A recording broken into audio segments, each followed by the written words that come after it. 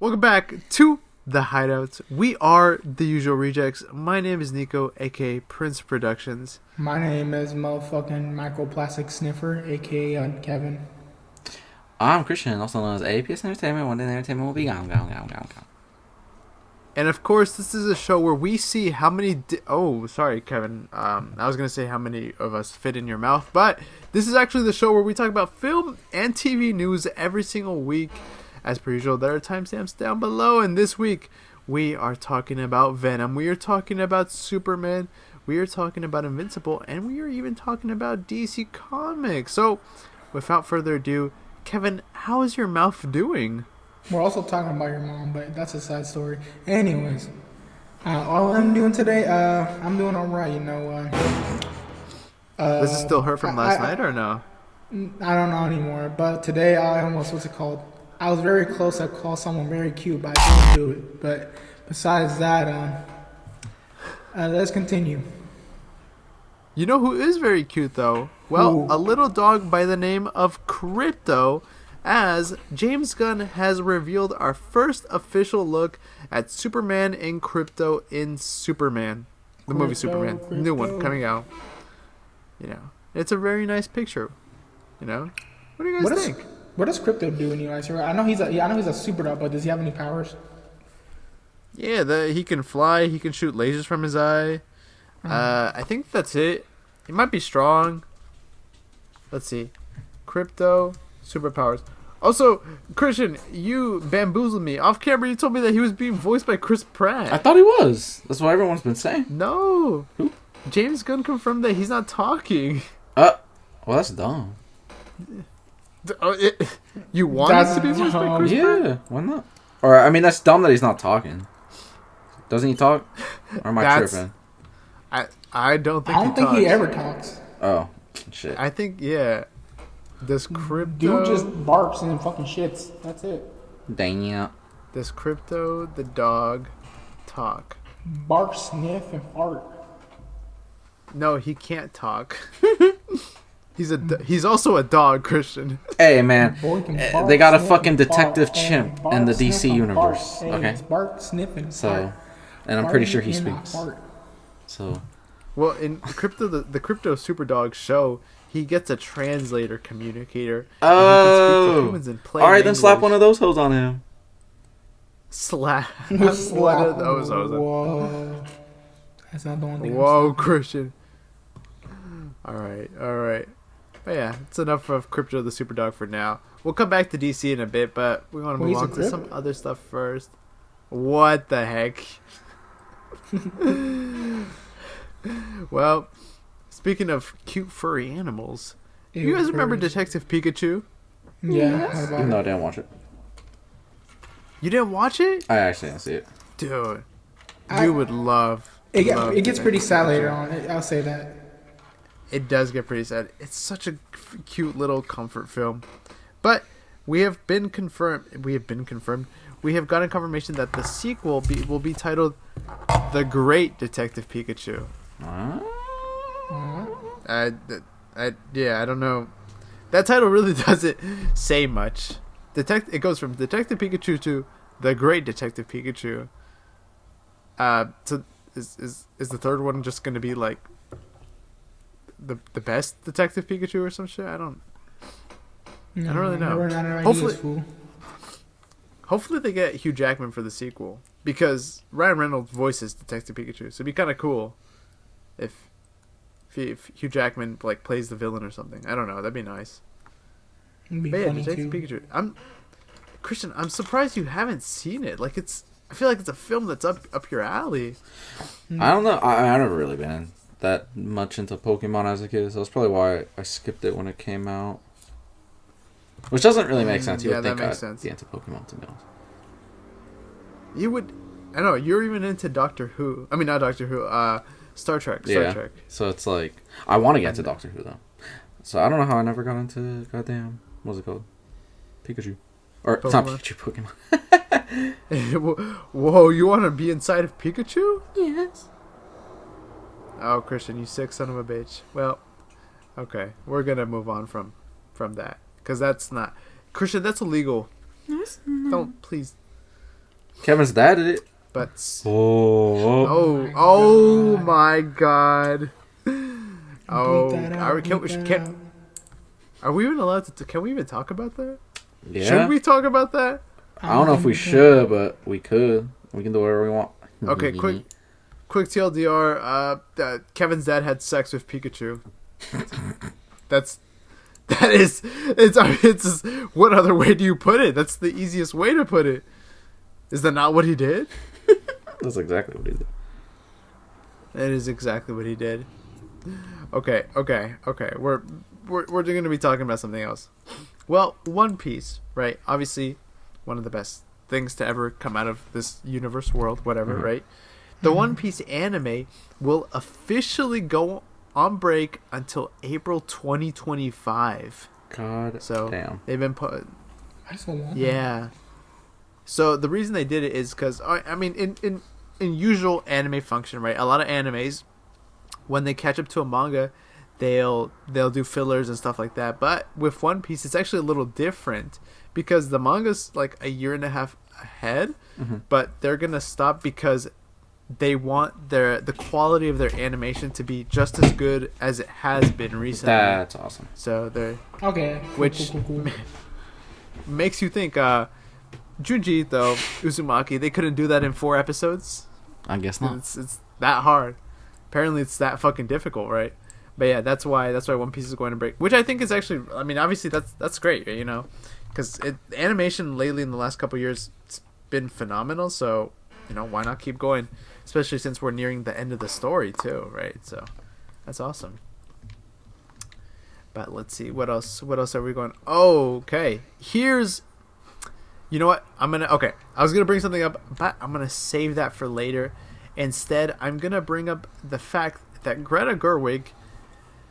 Now, Greta Gerwig is making a Narnia movie for Netflix, right? Mm-hmm. And I just wanted to bring this up real quick. She's been raising concerns about not getting a theatrical release for her Narnia movie.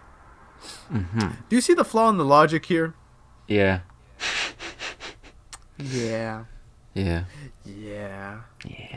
I don't think. But you would think though, when she signed the contract, you would. Yeah. You think though, right? It's kind of like her doing Narnia. It's kind of. That doesn't seem like her. It is a weird cat. I mean, it is a weird. You're right. It doesn't seem like her. That doesn't seem like her. I don't know. That's odd. But you know who else you wouldn't expect to direct it? Okay, Luca Guadagnino. Yeah, he directed Queer Challengers, right? Yeah. He's directing the American Psycho remake. I can see that. I can see that. He makes horny movies. American Psycho's kind of horny, but I don't like that they're doing a remake. Like, bro, that movie didn't even come out. Like, what was it, 90 something, 94, 95? Like, bro, it's not like it's. Yeah. Leave it how it is. It's fine. I know. Just leave it alone. I mean, why? Yeah, there's no purpose in a remake. It's pretty redundant. I know American Psycho 2 wasn't really that great, so I skipped it. There is no. Wait, what? There's an American Psycho 2? No, there isn't. Yeah. It wasn't okay. Wait. It's so funny. It wasn't the best. So it's like people say they were just dog shitting on it. It's like it's pretty bad. Psycho. It's because it wasn't supposed to be an American Psycho movie. So what happened was, it was, I think it was like a direct to DVD movie. And it starred Mila Kunis, right? And she was just like some like serial killer, like teenager. Like she's a teenage girl that like commits like murder and all that. But then I guess it was made by like the same studio or whatever. I think it's Lionsgate or whatever. I don't really care. And they were like, oh, she's a killer. We have a famous movie about a killer. So they reshot some stuff where she kills She kills Patrick Bateman at the beginning. Yeah, Patrick Bateman. Dude, yeah, that's stupid. Yeah, she kills him at the beginning of the movie, and then they just rebranded it and called it American Psycho 2. So weird. So fucking what the fuck? It was originally supposed to be called The Girl Who Wouldn't Die. Yeah, which is a horrible fucking name. American Psycho 2 is a better name, but the movie... Wow, that's shitty. Well, maybe they can call this new one like something dumb like North American Psycho or something. North American Psycho. I don't know, man. It takes place in the USA. Why not? I mean, they could North America. That's like 3 countries. So fuck it. He's a cross country killer. Why not? I mean, there was rumors a couple years ago that Elizabeth Olsen would star in the remake. Like it was gonna be. She would do good killing people as a serial. Oh, I just realized she literally played a killer in like some fucking she did show play a recently. Killer. Yeah, she can do creepy. She could definitely do creepy. But speaking of Elizabeth Olsen and Wanda Maximoff for that matter, so I will say, okay, how do I start? Agatha All Along is a show that has been coming out, right? The last time I talked about the show, I didn't have too many good things to say about it. But I've actually, my opinion has changed a little bit, right? There's a caveat though, right? I don't think the show is all that bad. It's actually not a bad show. That doesn't mean everybody will like it. It's very much in line with Buffy the Vampire Slayer, My Babysitter's a Vampire. That very like campy witch horror stuff, right? I don't even know what to classify that as. And inherently, it's not a bad show so far. Like I said, it's not really meant for anybody who is a fan of Marvel movies. I feel like, I don't know, the demographics are a little bit wonky because it's really only meant for people who just really like Agatha, right? Is it I don't even know if it can work as a standalone show though, because there's references to things obviously in the MCU. But this last recent episode, and Christian, you correct me, like if this is in line with the comics, because I think it is to an extent, but they've confirmed what's happened to Billy and Tommy within the MCU. So basically, Billy's the one with the psychic powers or whatever, right? So after the hex closed, their consciousness got transferred into other bodies. What? So there's this character named William Capley or some shit like William that. Butler. And William Butler, and he had an accident that nearly killed him, and then it happened right as the hex was closing because people were trying to escape because Agatha was fighting Wanda, right, whatever, and then his conscious gets transferred into this teen's body. I'm like almost certain that's not what happens. I'm pretty sure like they just grow up. I think they might grow up faster than most, but I'm pretty sure. No, like, but no. I remember. I don't know. I remember seeing something like that. I don't remember. Because who's Joe Locke? That's. I don't even. Isn't that supposed to be? Because most of my comic book knowledge comes from like pre-2000s, to be honest. Yeah, me too. That's why I was asking, because I wasn't sure. But, I haven't kept up with recent Marvel, so I don't know about them either. But in the episode, they also showed Ralph Boner. Let's go, Ralph. He's back. And boning around. And what happened to him. He's actually not boning around. He's very paranoid now. But this Billy, he goes to him to get some information. And this guy's like fucking... He's got PTSD from Wanda. He's like gone crazy. But yeah, that's what's happening with Agatha right now. We've got Billy and he's still looking for his brother Tommy. Oh, there's still little Tommy boy. Bro, buddy's growling outside because he wasn't coming into one of our doors. Here, I'm gonna open it up for him. I mean, Tommy's somewhere in the world. But the thing I don't understand about this is, dude, I don't know, man. I don't know who Joe Locke is. His name in the show is William. His real name, I guess. I don't quite understand, man. This is. Also, it's kind of gross. It's just like, yeah, they just took over someone's body. Like, what? Well, he didn't mean to do it on purpose. Well, I know, but it's like it's still like kind of like weird. Like they pretty much killed someone else to live. Like that's just kind of. That's weird. It is a little bit. Nah, it is a little bit fucked. I don't know, man. I don't quite understand. We're gonna move on from that. Agatha's a show. I don't think you would like it. Gosh, there's so much Marvel stuff. We're gonna take a little break. Yeah. We will come back to it because there's even more Marvel stuff. But Smile 2 has officially released in theaters, and it's currently sitting at a pretty high Rotten Tomatoes score, which it's currently at 83%. But I'm here to ask you, right? Okay, on a budget of $28 million, what do you think the box office is? Hopefully, like 40. Probably 80. I would assume like 40 worldwide, though. I don't look at just domestic, like those weirdos. Oh, 40 worldwide. Kevin? Domestic ones, how much was the budget again? 80. I mean, the marketing. No, wait, fuck. No. Sorry. Budget of 28. I had 28. The other way around. I say a good 90 mil for the box or domestic, and then when it comes to worldwide, I feel like a good like 300. That'd be crazy. Okay. Well, I can't tell you because Box Office Mojo doesn't even have numbers for me. God damn. But I will say, wait. It's on track to earn about 20 million. So it's not bad. It's not bad for an opening weekend.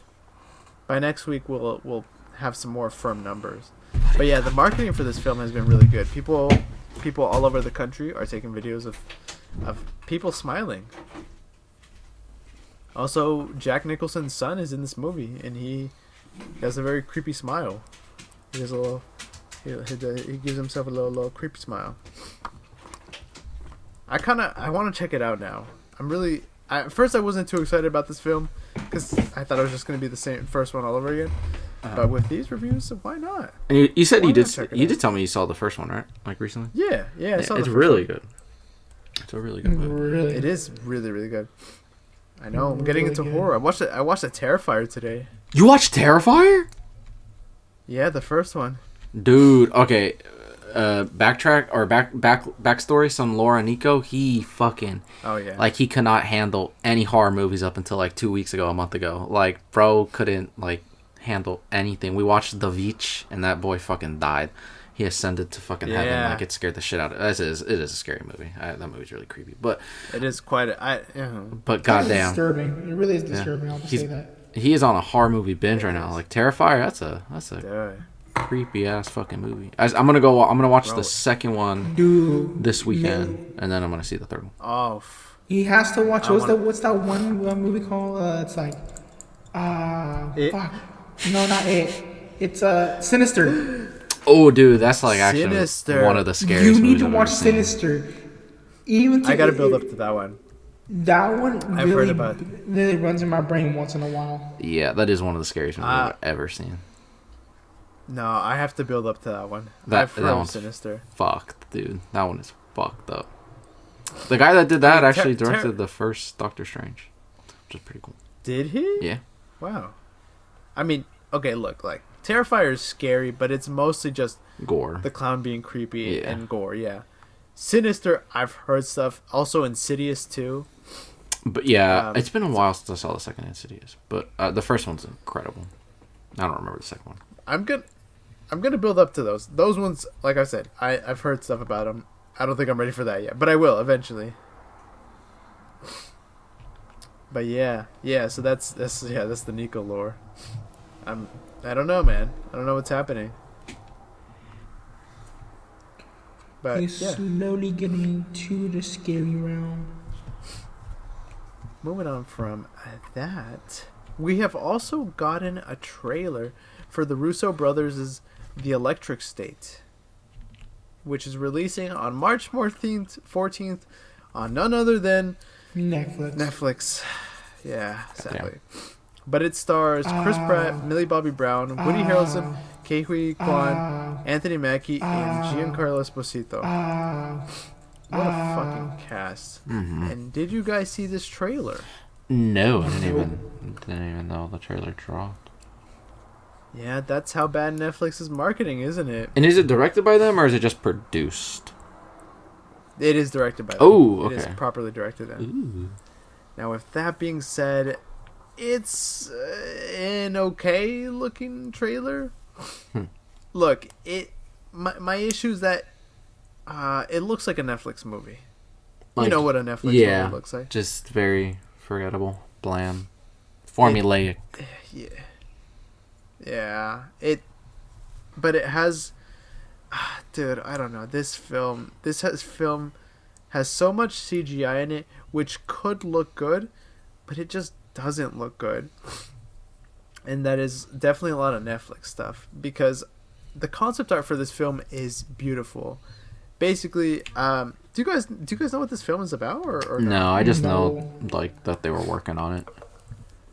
So this film, from what I can vaguely remember, is a take on Disney animatronics. Basically, it's a world in which Disney animatronics were made to be more realistic, to be like actual robots, and then that somehow led to the demise of Disney as a company or something like that. Wait, so Disney's like an actual thing in the universe? Yeah. What? Yeah, there's like, it's like, look, let me actually get a proper synopsis so I can. That sounds like Five Nights at Freddy's, but Disney version.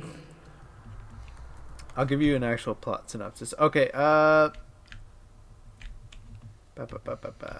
on. What is the plot of... Okay, it's set in an apocalyptic aftermath of a war. In an alternate reality in the year 1997, a runaway teenage girl named Michelle and her toy robot travel west through a dystopian American landscape where the ruins of gigantic robots called drones litter the countryside. But yes, it all stemmed from Disney and Walt Disney. Huh. So it's like alternate history. Oh, that actually sounds awesome. You would think, right? And the concept art is very beautiful because you have these very large abandoned robots in this vast landscape, and it looks really cool. And then you watch the trailer and they're just very not good CGI robots. Damn. Yeah. So I don't even know anymore. Good, I want to check it out because shitty CGI. Part of me has hopes that the CGI isn't finished yet. But yeah. People were also very disappointed with the trailer because of said things. Because sadly it reaffirms the stereotype that they can't make any other good movies but Marvel movies. You know? Yeah, I haven't, unfortunately, like none of their projects have really. The only one I was really excited for Cherry, but then the reviews just got they ripped that movie apart, and I was just like, I don't know if I want to watch it.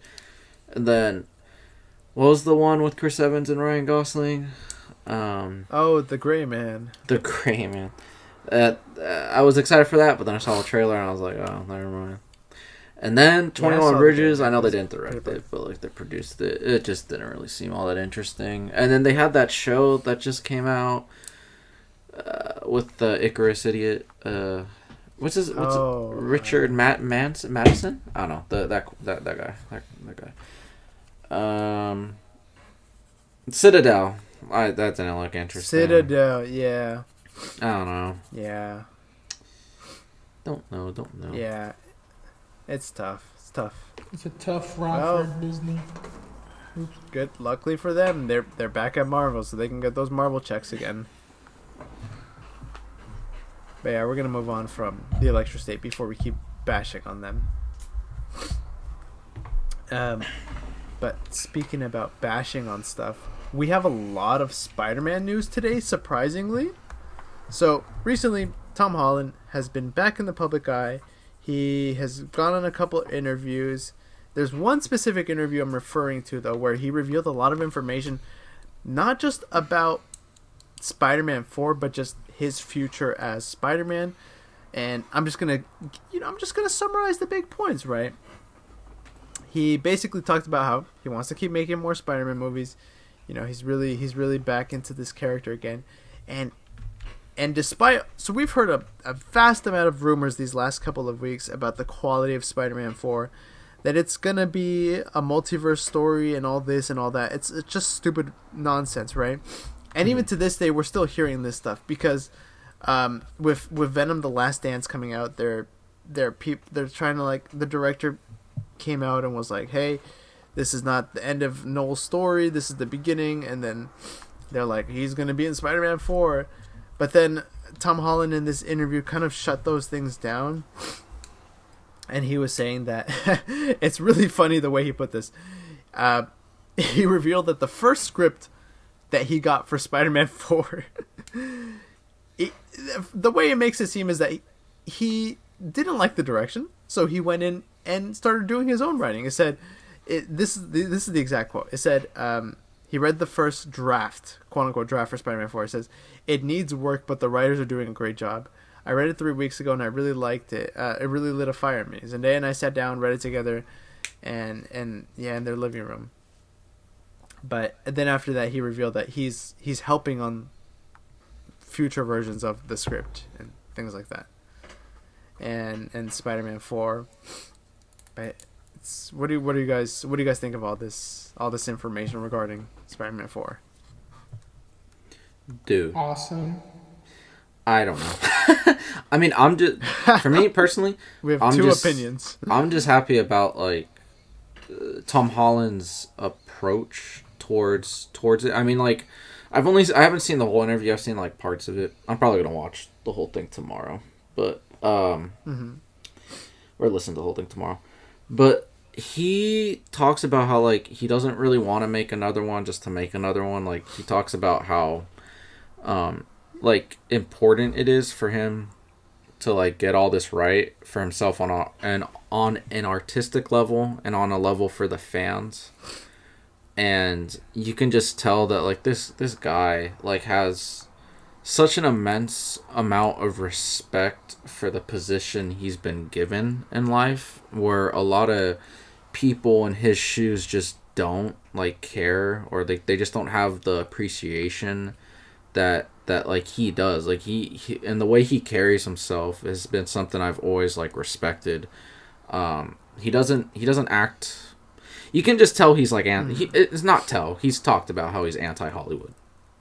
He talks about how he's very much. Yeah, he doesn't go to parties. He doesn't, really do any, like, interact and with other things. And in fact, he's like, I don't really care about, like, keeping up with celebrity stuff. I'm not that type of person, but I actually do kind of keep up a bit with Tom Holland. He's probably the celebrity I guess I keep up with the most, which doesn't really say a lot because it's not like I'm reading everything about him. But I can tell that, like, he stays home, like in London a lot. Like, he doesn't live in the States. He lives in London. He comes to the States, but he lives there. Like, he has tried to keep himself as far removed from Hollywood as possible, which is just something I respect. The fact that he's been open about I don't really know if it really was alcoholism, or because I've read at first he was saying, like, it wasn't alcoholism, but it's kind of, I don't know. But him just having his stuff where he's talking about his drinking problems, whatever the case may be with that, is pretty cool. And how he's just always a very open person. And, like, in the interview, he's talking about, I mean, he starts going on kind of in a Peter Parker-esque way. He's just like, I have a lot of power now in Hollywood, since, like, he can, or at least more specifically in more pull.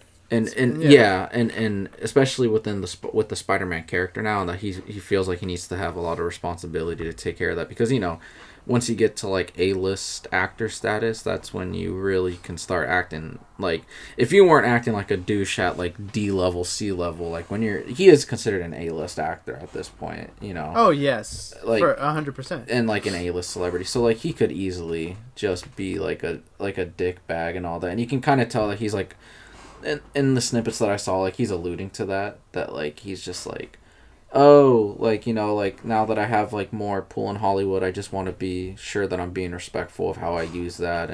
And so, like, basically, to me, there's a long-winded way of me saying all the Spider-Man stuff still doesn't really sound all that good to me, but I just love and adore Tom Holland, and I hope nothing but the best for that kid. And dude, he listens to the fans, so he is very self-aware of Spider-Man and how people view him. I mean, And so, dude, hopefully he can get them to not do a multiverse story, because Sony is fucking obsessed with the idea that they need to do this Sinister Six thing. I don't know what the hell they're doing, and they're still obsessed with getting him to fight Venom, which at this point I just don't even care anymore. It's like, and it's just let it be. Just let it be. You know, I don't know.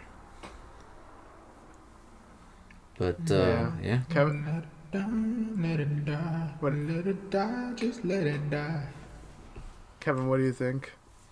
I said awesome because they're just like, hey, he's actually gonna end that motherfucking shit. Be like, what the fuck is this shit in the writing now, motherfucker? We changing that shit. Fuck that. And like scratching that fucking thing. Like, nah, we're doing this. The fuck is that? I can say, like you guys said, hopefully he is able to not change the. It's called the universe bullshit of the multiverse crap. Because even me, I'm confused about what's going on in Marvel anymore. Literally, I haven't watched that much. I don't know when was the last time I watched a Marvel movie. Fuck. Mm-hmm. Like, I have not gone to a single Marvel movie ever since Ant-Man Quantumanium.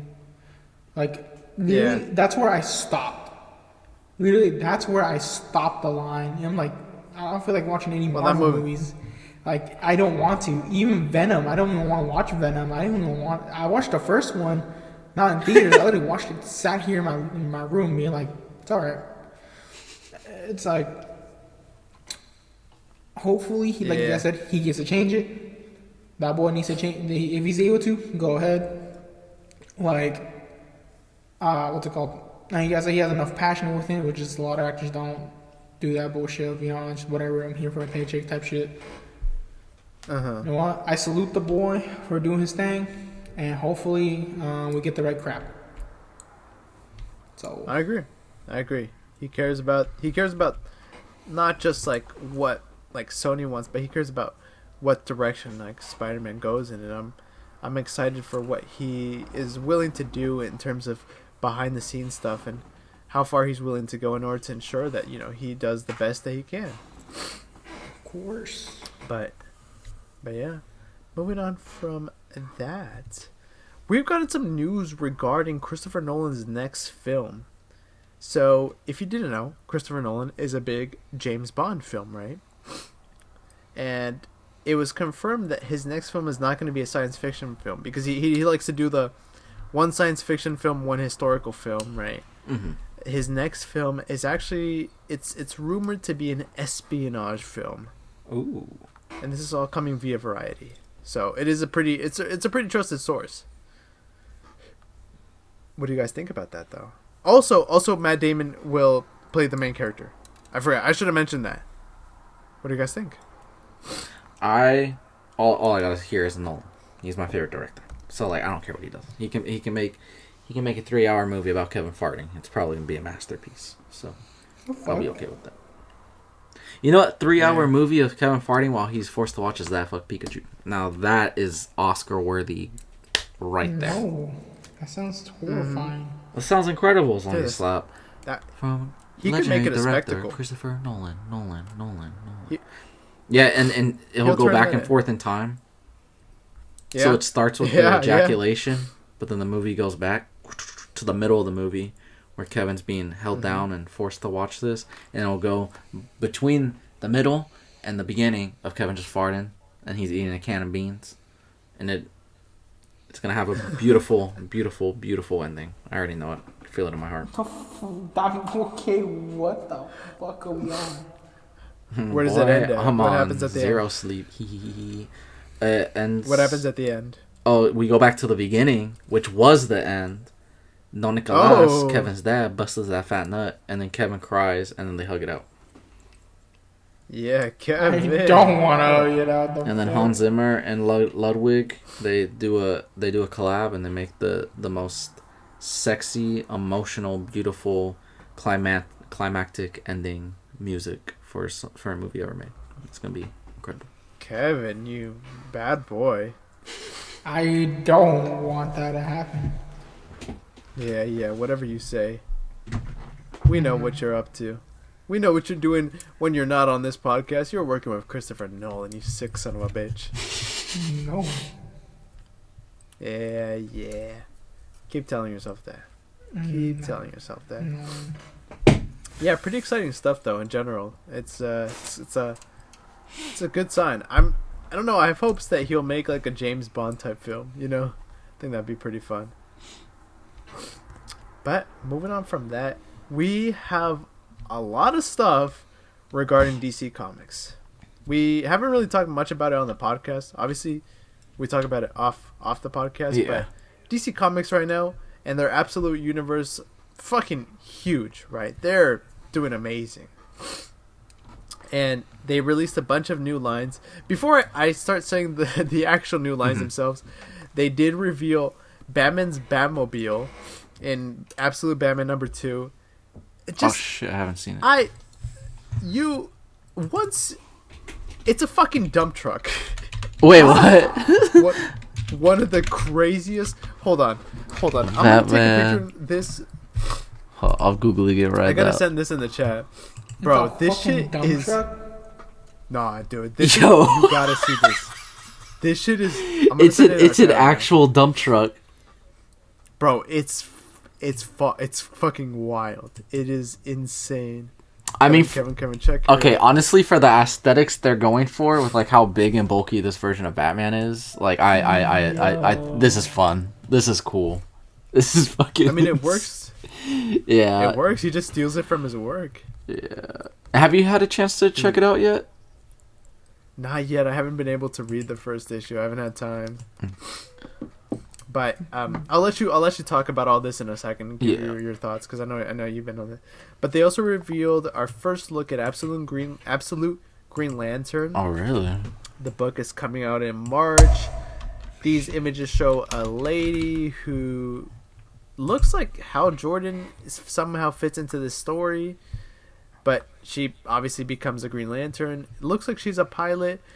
It also is going to be a cosmic horror series. Oh, that sounds cool. Very interesting. It does sound pretty fun.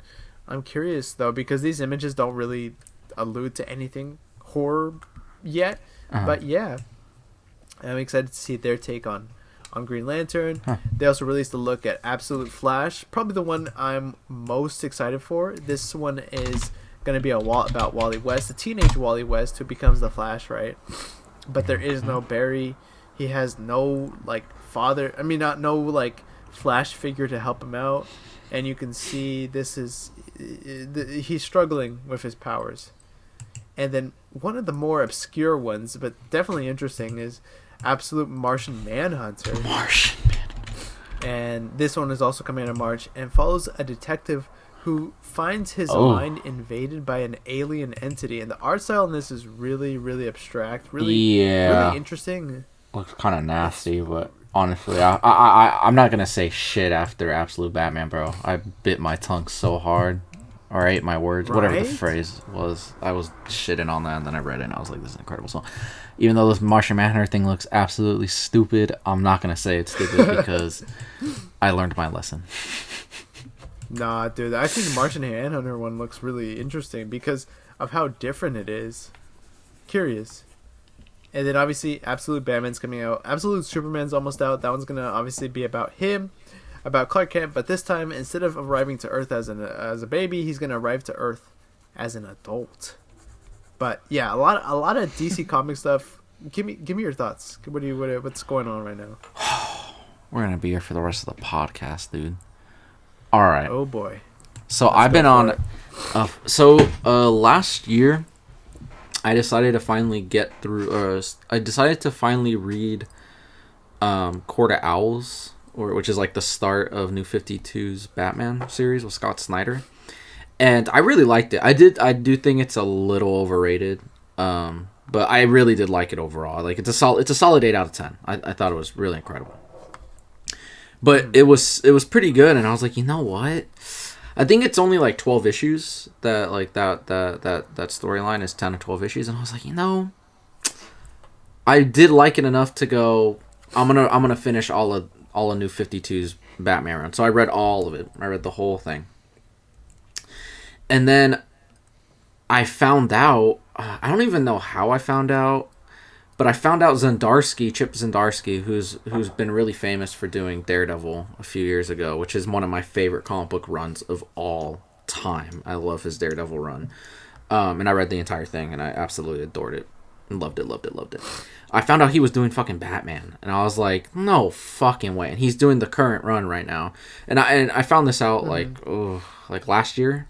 So I got caught up on Zdarsky's run of Batman, and I was just absolutely just so impressed. Jorge Jimenez, who is one of the best fucking artists in the industry right now, he's done most of the run, and he was gone for a bit, and as of the last issue that just came out, he's back, and I'm so fucking happy, because I hate dogging on artists, but like the last few issues of the main title Batman has been so fucking bad, but Not the story, but like just the art has just been so fucking bad. So Jorge's back, thank the Lord, and it's like fucking just, oh god, his artwork is so fucking incredible.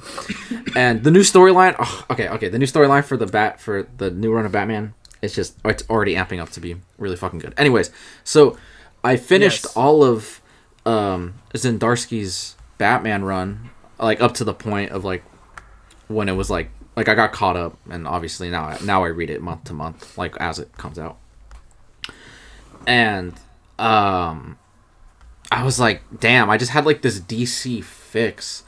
And then I don't know how I found this out. I think I might have just I always pick up the DC and Marvel. Well, I stopped picking up the Marvel ones because Marvel doesn't fucking like print anything I give a shit about right now. But I mean, hey, the new Ultimate Spider-Man. The Ultimate, okay, I've read some of the Ultimate Spider-Man. It's pretty good, but pretty good, yeah. And I tried getting into Wolverine's Revenge, but it was kind of a little disappointing, so I kind of dropped it after the first issue. But I was really excited because one of my favorite artists, Greg Capullo, was doing it, and Jonathan Hickman was writing it. And he's not that bad of a writer. I actually enjoy some of his stuff. Didn't like fucking, what was it called, Secret Wars, but I do like a lot of the stuff I've read from Hickman, but I don't know, that one was But yeah, there's not much from Marvel right now. That the last really good thing from Marvel that I read was their Ghost Rider run. The Ghost Rider stuff was really good. But yeah, so I don't know if I picked up like the DC, like the stuff that tells you like what's coming out like in the next few months, but I found out that they restarted like pretty much all their titles back to issue 1, which, you know, DC's like fucking notorious for doing. And it wasn't a reboot. It was like a rebrand. So the rebrand was called Dawn of DC, and basically what they did is they restarted every series except for pretty much Batman back to issue 1, and they started it off with completely like fresh stories. You don't have to read anything else. You can just like jump in, and it was all leading up to this summer's event that just ended this month, I think, or last month, called Absolute Power. So it was all leading up to that, and most of the individual comics are actually like basically the build up to Absolute Power. Like they set all the groundwork for the story. So I was like, you know what, fuck it. So what I did is I got caught up with like pretty much all the main titles. I got caught up with all of Wonder Woman, Green Lantern, Shazam, Superman. Obviously I was already on Batman, and I just got caught up with all the titles. And then, you know, they did all Absolute Power, which the first 2 issues were incredible. Last 2 issues, the 3rd issue was abysmal. 4th issue was okay, it was good. So overall it was fine. I didn't love it. I thought it was okay. I think it was really flawed, to be honest. But the thing is, I don't really get how, but right now they're doing, so they set up the Absolute universe, and supposedly Absolute Power was supposed to set that up, but honestly it didn't. Like, it's like they're telling us it did. It didn't. Like, honestly, it's so weird. So they're doing another rebranding right now, and it's called All In. Yep. And basically just like Rebirth, they did like a Rebirth special that was like 80 pages, and then it tells you like Dr. Manhattan fucked everything up and blah blah blah, and then that led into, you know, Doomsday Clock. They basically did the same thing. So they rebranded everything again. This time they didn't restart the issues because, you know, they just did it for the Dawn of DC. But they do have like the little rebrandings on the titles or on the covers now. And so they did an all-in special, and basically it's 2 comic books in one, and it's 2 stories taking place in the absolute, like, it's the creation of the absolute universe, and then it's the creation of the new Justice League, which I'm very excited for, because Mark Waid is writing like half the fucking shit for DC right now. It's fucking insane. But he's doing Justice League, which we haven't had a Justice League comic in like 3 or 4 years, so it's gonna be really nice. And Dan Moore is gonna do the art, and he has very similar artwork to what's it called, to Jorge Jimenez, and so Dan Moore is becoming one of my favorite current artists right now too. And so right now the thing that they're doing is the all in, and basically it tells you in that special that they're pulling like a Marvel, so every single character is going to be in the Justice League now, just how like in Marvel everyone's a fucking Avenger. An Avenger, yeah. But honestly, it works in the context like really well, in the context of what they're trying to like communicate, and like how their last few Justice League runs didn't really do that well for them, which is why we haven't had a Justice League run in like a while. And no better choice than fucking Mark Waid to pick it up, because he's a master at having like multiple characters in a story, except for Absolute Power. But but like, yeah, I thought he was just perfect fucking pick. And so that's the rebranding right now. And then the thing is, Darkseid created the Absolute Universe because he killed himself and then became rebirthed into his own timeline. It doesn't make any sense. I don't understand it, and it's also it's like in his own vision or something too. Like, yeah, but the actual universe itself is really good. Yeah, the universe itself so far. So now we're on Absolute Batman. So now we're caught up. And I'm not gonna lie, I was shitting on it too, just along with everyone. Not because everyone was telling me to shit on it. I have my own goddamn opinions, and I just looked at it and I was like, Jesus Christ, that looks fucking horrendous. You know, I still think that cover is disgusting, to be honest. Like the actual Batsuit looks really good inside like the interior of the comic, but like the fucking cover is just, I don't know what they were thinking. Like they like he's big, he's fucking huge in the comics, but they like overdid the proportions in the cover. Like, yeah. Jesus Christ, and he's like 24. Yeah, he's 24 or something. Like, he's really young. But okay, I absolutely love it. I did get convinced by like just the people working at my local comic book store, because I'm in there like every fucking week. If you couldn't fucking tell by the way I'm talking. Like, so they kept, you know, have you read Absolute Batman? I'm like, no, I'm not gonna fucking do it. They're like, oh, come on, man. I thought it was gonna be dog shit. I liked it. Then I watched a video on it by Variant Comics, which I'm sure everyone knows. And halfway through the video, I turned it off. I was like, oh my god, okay, I can't. Like, and like, I was listening to it while I was like going to work, and I was like, fuck it. Like, I turned it off because I didn't want any more of the issue spoiled, and I was like, the second I am done with work, I am driving straight to the fucking comic book store. So that's exactly what I did. I got off work and I drove straight back to my comic book store. Mind you, I was just there like the day before, or like a day or two before, and you know, they were trying to convince me the clerks were trying to convince me to buy it, and I drove my ass right there, picked it up, went home immediately, sat down and read it, and it was just brilliant. So without like really spoiling anything, like the one major, so like it's basically supposed to keep what makes the character on an emotional level while changing everything else. So Bruce isn't rich. He's a street kid, and he's best friends with most of his like really famous rogues villains. Yeah, so he grew up on the streets with Selena Kyle, Harvey Dent, you know, Oswald Cobblepot, and fucking the Riddler. So Edward Nygma, and then Killer Croc. Killer Croc. Yeah. So Wayland. So like the 5 of them were like best friends growing up.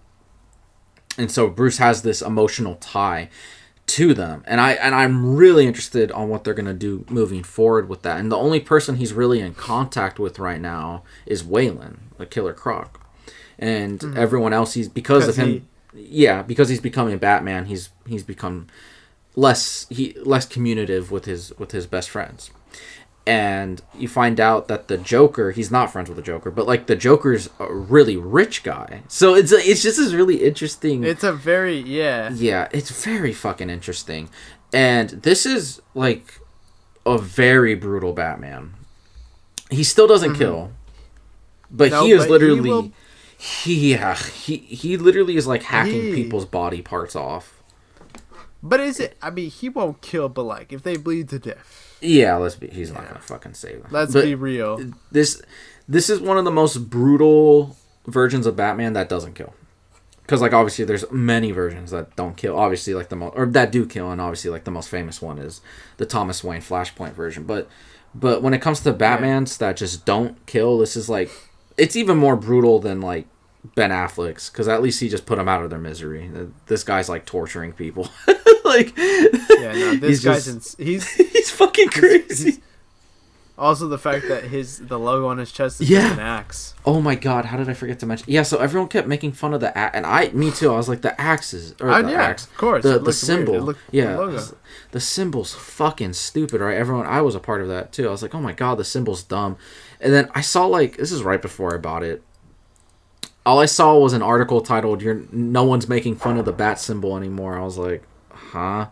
And then you know the symbol turns into a fucking axe, and I was like, oh my god. And like now it doesn't seem stupid to me, and it makes sense because like obviously it needs to be slim and it can't have too many edges, so it's not gonna have like a traditional bat look, but the bat look is still. And I was like, oh my god, that's fucking genius.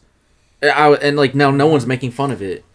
Like I now I look at it and I'm like, no, that makes a lot of like, not only obviously it makes sense, but like I definitely respect what they were going for, because like that was just badass. That was cool. There was this I don't know if it was the artist or if it was Scott Snyder that tweeted it, who's the writer, but people kept complaining about the bat symbol on him because like it was so small, like the little edges, like the little, you know, I guess bat wings or whatever. Yeah. And they were like, keep complaining, I'm gonna make it smaller. And now no one's complaining. What a guy. He used the bat symbol to cut someone's fucking arm off, dude. Yeah, crazy. That was nuts. That was nuts. And the artwork is really beautiful. It really is. I know the cover is just disgusting, but the actual interiors of the book is just really, really beautiful. Up there with the Rob Liefeld Captain America. Yeah, that's that's like one of the first things I thought of was that, to be honest. But dude, yeah, what a just wonderful little thing. And next week, man, or next month, what's it called? We got Absolute Superman by Jason Aaron, and I absolutely love Jason Aaron's work. If you guys aren't familiar, he did God Bomb, the Thor story that created Gore the God Butcher. He just did that last run on the Punisher, which I know was controversial because people were like Punisher gets superpowers and all that. I really loved the whole series. I could have done without Punisher getting superpowers, but like I loved that entire series. And then he wrote one of my favorite comic books of all time called Once Upon a Time at the End of the World. I think it's 13 issues long. Yeah, he wrote that, and it's about these two kids that grow up in an apocalypse and a apocalyptic world, and they fall in love, and it's them growing up as adults in this like horrible fucking world. And it is a beautiful fucking story, and it's so funny, it's so dark, it's so heartfelt, it's sad, it's emotional. It's one of my favorite comic books I've ever read ever, and it's only 13 issues, and I think they're probably going to put it in trade paperback soon. So if you haven't read that, it's an awesome indie comic by Boom Studios. You got to check it out. But yeah, so Jason Aaron doing Superman, absolutely excited. Except the comic book clerk, when I was like, because I forgot who was writing it. I was like, who's writing Absolute Superman? He goes, Jason Aaron. And I was like, oh shit. And then he goes, I fucking hate that guy. And then he just started going off. He's like, did you ask him why he hates him? Yeah, I was like, what's wrong? Why don't you like Jason Aaron? He's like, nothing he's written except for God Bomb is good. Everything else fucking sucks. And blah, blah, blah. I was like, what in the have you not read Once Upon a Time at the End of the World? Come on, baby. That shit was good. He hated the Punisher run. I love his Punisher run. It was really good. But yeah, so and then the last thing for me personally, DC is Mark Waid just came out with a series called Batman and Robin Year One. Yes. Fucking incredible. He's working with the same art. I believe I'm like 98% sure it's the same artist he worked on when he did Daredevil, which I've read most of his Daredevil run. I absolutely love his Daredevil run a lot from what I've read from it. I still need to finish it. It's just I was collecting it in paperback, trade paperback, and I'm missing like 1 or 2 volumes, so I haven't been able to finish the whole thing. But I think he's working with the same artist, and I love the artwork. I love the aesthetic. The story is so sweet. It's really funny. It's such a good series, and I was really excited to read it because there's this series that came out like 2-3 years ago by Jeff Lemire called Robin in Batman. It was like 3 issues long, and it's a Robin story. So Batman obviously is a main character, but Robin is the main character, and it focuses on him. He just got adopted by Bruce, and it's a really, really beautiful story with some gorgeous artwork. I love that comic so much. I just bought it on trade paperback a few days ago because I always think about rereading it. So this takes place. I don't know if it takes place a little bit after that, but it's basically around the same time period. Like he just adopted Robin, and it's going to be 12 issues long. So gonna be in it. We're gonna be keeping up with that for like a year. And yeah, the first issue just blew me away. So good. Love Mark Waid. And that's my DC comic book recap. Yeah, boy went on very good. Bro, So I mean, he did say we were gonna be here the rest of the podcast because the cops are outside. So, any last thoughts before we go in? Read anything from Millarworld right now. He got Jupiter's Legacy's ending right now. Magic Order's ending right now. He got another Nemesis. Prodigy's coming out. Don't read Nightclub. The first one was ass. It's like the only thing from Millarworld. And yeah. Also, new Transformer series. Everyone says it's good. I'm gonna start reading that soon. Nico has a copy of the first 6 issues. I got issue 13. I got the first 2 volumes on trade paperbacks. I'm gonna be all caught up. So yeah. I gotta hop on Absolute Batman. Zachary Levi was being a little bitch last week. I forgot to talk about it, but I forgot about that. He wasn't as. We completely. Yeah. That's how you know he's irrelevant. He was complaining that he's not as big as Chris Evans or Dwayne The Rock Johnson. Okay, the cops are outside. Kevin, any last thoughts, comments, concerns, anything? Nope. My name is Neco, aka Prince Productions. Marvel Plastic Gear 385. Kevin Lopez. The hell? My name is Cademus, also known as APS Entertainment, and one day the entertainment will be professional booty scratcher. And Kevin, the professional sucker. We will see you guys next week. Doses.